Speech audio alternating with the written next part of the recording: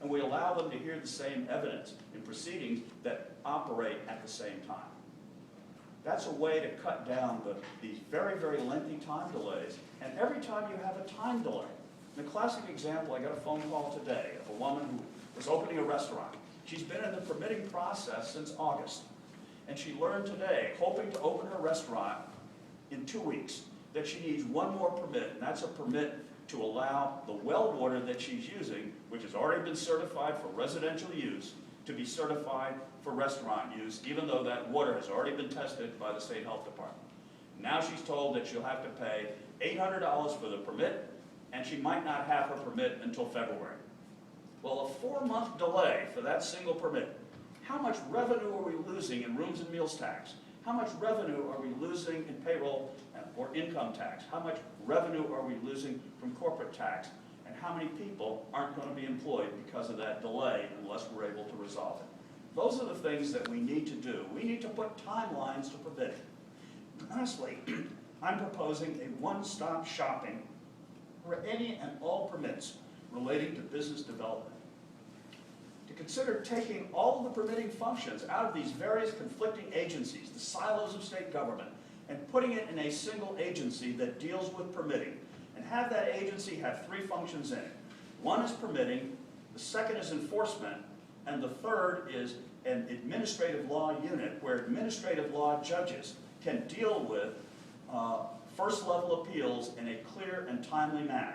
And in all of these processes, establish true accountability, timelines, and measurement so that we can ensure that the permitting process is done fairly, simply, easily, in a consistent process, done in parallel, and done fast. This doesn't mean compromising even one of our environmental protections. That's not what this is about. We don't want Vermont to look like New Jersey. We want our clean air, we want our clean water, we want all the things that we're used to, but we want business to be able to come to Vermont, to prosper, and to grow jobs and opportunity for our families and for our children. This election is a choice between 2 directions and not between 2 men. Do we continue to move in the direction of unbridled spending, government dependency that drives businesses and jobs out of Vermont? Or do we change course and focus on creating an economic environment that will attract new business and create new jobs? And when it comes to creating jobs and improving our economy, the differences between Governor Shumlin and I could not be more stark. First, we have an actual plan to restore our economy. Governor Shumlin does not. We'll repeal and eliminate Governor Shumlin's cloud tax, the tax that he didn't act to repeal even though it was only established by an administrative rule or an administrative bulletin in the last year and a half. We'll keep energy costs low, reliable, and predictable. And our policies will enable more businesses to use the Vermont brand for marketing their products and to protect and preserve the Vermont brand for those companies that currently use it. I'll be happy to answer any questions that you have. Senator, one of the things you mentioned here is to reform and simplify Vermont's tax code, create a new, fairer, simpler, to understand tax code, et cetera. What do you think about the notion of trying to lower the overall sales tax rate by expanding it to include service providers and that sort of thing? Well, there were a number of provisions. We had a Blue Ribbon Tax Commission study that was done about 2.5 years ago, and it was a bipartisan group. And one of the things in my plan that I speak about is to use that kind of structure to also take a look at the third major tax that we have is the property tax. We need to look at all 3 of those taxes together and design a reformed tax code that takes that into account. Now, the Blue Ribbon Tax Commission had a number of recommendations, and one of the thoughts that they had involved the sales tax, of broadening the sales tax base, and indeed, if you broaden the sales tax base to include all goods and services, including many of the things that we exempt now, such as medical services, you could lower that tax to, at that time, 1.8%. They also proposed doing a similar kind of thing with the income tax, of moving to a different base on which the tax would be computed, and without getting into the weeds too much, that's adjusted gross income. That would have the effect also of lowering our income tax rates and making our taxes more comparable to the New England states against which we're compared. I don't think that's a bad idea with AGI. I think the jury's still out on broadening the sales tax base. The real risk with both of those ideas is this. People will attempt to say that they lowered the tax rates, while again raising them above the rate needed to raise the same amount of money in order to get additional revenue for additional things, such as single-payer health care. I think we need to guard very carefully to make sure that that doesn't happen.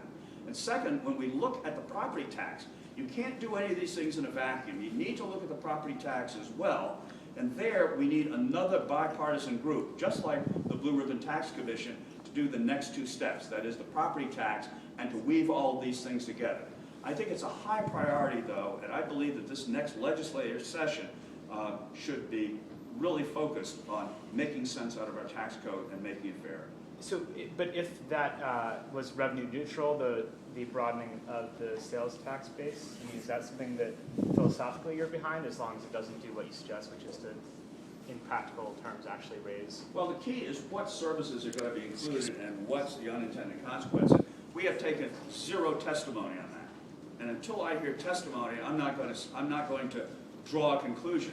I have concerns that if we broaden the sales tax base, among the concerns are we've driven so much business that we have right now over to New Hampshire. How much of our service economy that we have on the eastern side of the state are we going to drive to another state by imposing taxes that don't exist now? What's going to be the effect of services that are provided in Vermont, such as accounting, tax, and other advisory services? Would that have the effect of moving many of those services, which could be done remotely over a phone line or over a computer line, someplace else? Until we've done enough study to answer questions like that, I think it's premature to draw a conclusion.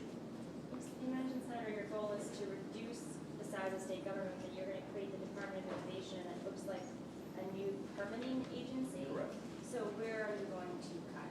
Well, where we're going to cut is we're going to do a couple things. Among the 25 things that we talk about there in particular are re-engineering state government. By re-engineering state government, we're talking about reviewing how we do things. We're going to talk about reviewing the silos that exist in state government and doing processes across departments that currently may be handled by multiple people in the same way, doing effectively the same thing but for multiple agencies. I believe that there are efficiencies that can be gained. I believe there are process improvements that can be gained. I believe there are technology improvements that can be gained. This is something that I'm very experienced. I've done it in the private sector, and I know how to do it. It won't be done in one day. But what we have facing us, this is the key takeaway here, is 25% of the state workforce are going to be retiring within the next 5 years, regardless of what we do. And that's why this is the time. This is the ideal time to make those kinds of changes to streamline government, because we can do so without having to have mass layoffs of state employees, something that I don't want to do and something that I won't preside over. What I want to do is I want to make government more efficient and more effective. I want to take our processes and make them work. I want to take the silos and break through them. I want to do things across organizational lines instead of through them. If you take a look at the state government workforce chart, you will see innumerable positions that have the title coordinator. And whenever you see that, it tells you you have processes that aren't well coordinated when you need that many coordinators. I believe what we can do is we can reform the way we do business in state government, and by doing so, we can become more efficient, we can become less costly, and we can take more people and put them on the front line to deal with Vermonters so that Vermonters get better and faster service than they do right now.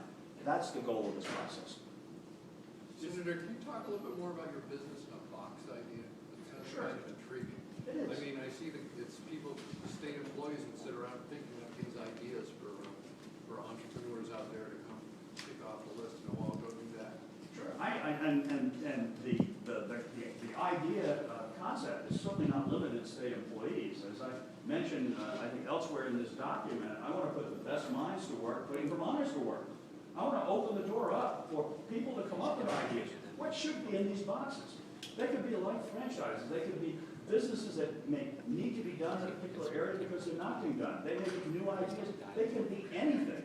It depends on our imagination, our ability to package them, our ability to draw and draft a business plan that makes sense for those businesses, and to then put together the supporting materials to make the plan real. The supporting materials are financial arrangements with a bank, for example. For a business of this type, with a business plan of this type, what's the amount of capital needed to operate the business, and then where can we get the capital? That capital can come from banks. We can also try to draw money off the shelf of folks who have money and who don't have an investment, so-called angel investors in the world. There are many, many sources that we can think about, and again, the key is drafting a plan and packaging.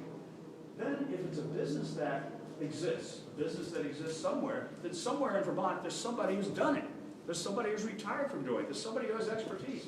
Use the tremendous volunteerism that we have in Vermont in order to draw people out and marry them to these kinds of ideas and these kinds of businesses.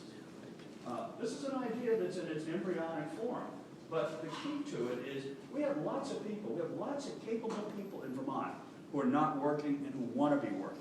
And our job is to not necessarily create jobs, but our job is to be that facilitator, to be that soil in which new jobs and new ideas can grow. And that's just one of many. I don't understand how that would work. How, what? Yeah. Well, for example, suppose you're unemployed and you wanted to buy a franchise. What would you do? You'd go and buy a franchise. A franchise is nothing more than a business in a box that's packaged. And what I'm saying is that we can simply create a series of business ideas that have substance behind them that could enable an entrepreneurially minded, unemployed person who has the talent for able to perform the functions that that business might require to be able to do it. Our job is to facilitate that process. You said Peter Shumlin isn't getting it done on the economic development front right now. Where specifically is he falling down? Well, I see a labor force that's falling. I see kids are leaving. I see every audience that I speak to that has 20 to 30 to 40 people in. I spoke to another group in Rockingham last night. The identical thing happens. When you ask people, are you unemployed? Do you know somebody who's unemployed? Do you know somebody who's looking for a job and who can't find a job? Raise your hands. And then I ask, do you not have a child or a grandchild or a neighbor's child who's left Vermont because they haven't even entered the workforce, because they haven't found jobs or opportunity available for them here in Vermont? Every single audience, I find 60 to 70% of the hands up. That tells me the job isn't getting done. And the notion that we have the fourth lowest unemployment rate in the nation at 5.3%, I think tremendously understates the seriousness of the problem and the fragility of our economy, and the fact that we have scores, hundreds, thousands of Vermonters who aren't working and would like to. We have a lot of dependency in Vermont, and that's the flip side of this. We have a growing culture of dependency, and that many people are concerned about passing folks as they go to work who are not working, who are on state assistance and who are receiving state money. And many are the most vulnerable and they can't work, but many of them are people who can work, who are entangled in what we've created as a safety net. And one of the problems about safety nets is they sometimes can entangle people in dependency for long periods of time. I believe in safety nets, but I believe those safety nets should be constructed as trampolines. Our job is to help people who've fallen down so that they can bounce up, and so that they can recover. And the best way to bounce up, the best way to cure dependency is with a job. And that's what my plan does. I haven't seen the activity on Peter Shumlin's part that matches that. But specifically, you're talking about sort of the outcomes of the Shumlin administration, that business is bad, people are leaving. Where's his business plan? Where's his jobs plan? That's the answer. If you go to the website for the Department of the Agency of Commerce or the Department of Economic Development, where's the jobs plan? But is there a specific thing that he's doing wrong or a specific thing he's not doing? It's what he's not doing the things that I'm talking about right here. So these 25 things, what These he's doing wrong 25 things and the next 25 that will come after and the next 20, he's not doing them. Do you talk about force ranking government? What's the bottom of the ranking? I don't know, because I haven't done it. What's at the top? I haven't done it. What's at the top? Well, I think that the likely things that might fall to the top are those things that involve protection of life and property. Those are the things that I typically would put at the top. So But a Vermont government, is the top. the government, Is that and your the government, Vermont State Police? just a second, let me finish. A governor is not necessarily